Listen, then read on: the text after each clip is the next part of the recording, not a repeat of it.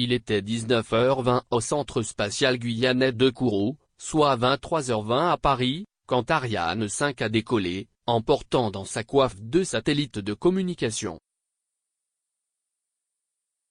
Une fois tout son carburant brûlé, le premier étage de la fusée avec ses 2 boostés latéraux est retombé dans l'atmosphère, comme prévu. Le deuxième étage a alors allumé son propre moteur pour continuer le voyage jusqu'à la mise en orbite des satellites, mais quelques secondes plus tard, silence radio.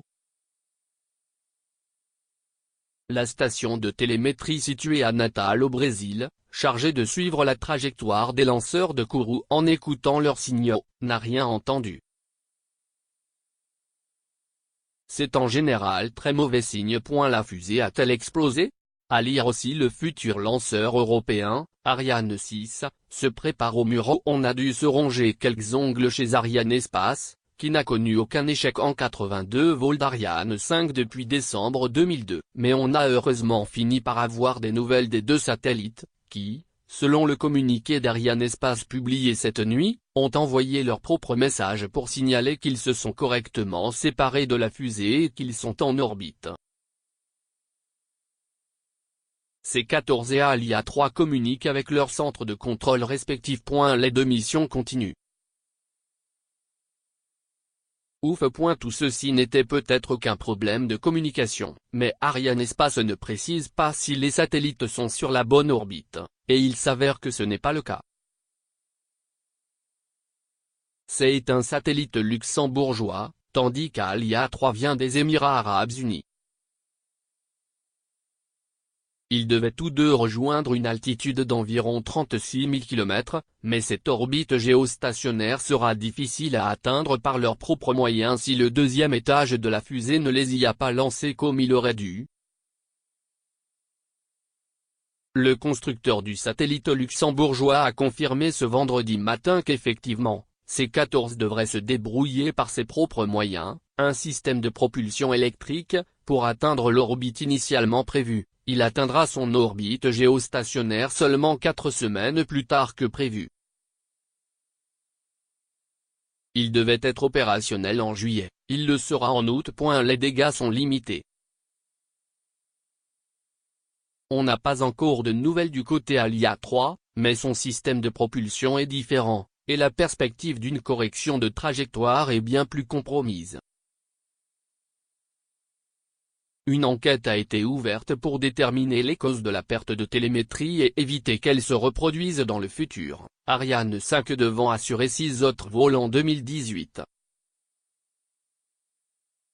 Ce lancement problématique tombe en tout cas plutôt mal pour Arianespace, en pleine guerre commerciale avec SpaceX. En 2017, la firme d'Elon Musk, qui opère la fusée Falcon 9, a surclassé, pour la première fois la grande dame de l'Europe spatiale avec 18 tirs réussis contre 11, 6 Ariane 5, 2 Soyouz et 3 petites Vega, lancées elles aussi depuis Kourou.